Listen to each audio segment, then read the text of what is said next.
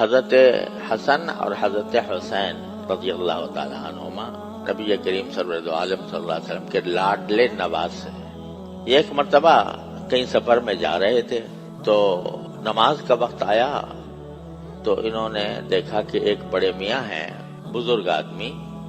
وہ وضو کر رہے ہیں لیکن وضو کرنے میں غلطی کر رہے ہیں، وضو کا صحیح طریقہ اختیار نہیں کر رہے ہیں، کوئی چیز چھوڑ دی یا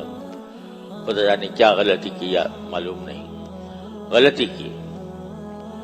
اب دونوں حضرات حسنین یہ نے دیکھا کہ بھئی وضو غلط کر رہے ہیں، ان کا وضو صحیح نہیں ہوگا، تو دل میں خیر خواہی کا خیال پیدا ہوا کہ ان کو سمجھانا چاہیے، بڑے بزرگ ہیں، لیکن سمجھائیں ہم چھوٹے ہیں عمر میں اور یہ بڑے ہیں تو ان کو کس طرح سمجھائیں۔ تو آخر کار دل میں ایک طریقہ اللہ نے ڈالا، ان بزرگ سے کہا کہ بھئی آپ بڑے بزرگ آدمی ہیں، آپ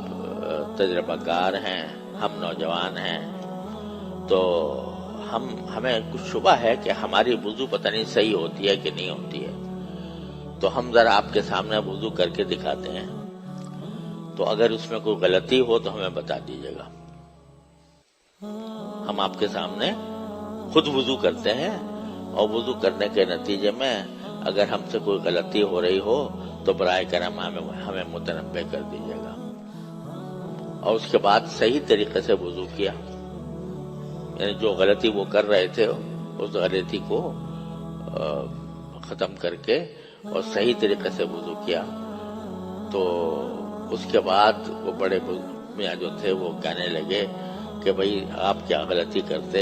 غلطی تو میں ہی کر رہا تھا، اور اب اچھا اب آپ نے مجھے بتا دیا اور اب آئندہ میں یہ غلطی نہیں کروں گا۔ اب ایک صورت یہ تھی کہ حضرت حسین کہتے ہو بڑے میاں یہ کیا کر رہے ہو، وضو ہی نہیں ہوتا اس طرح،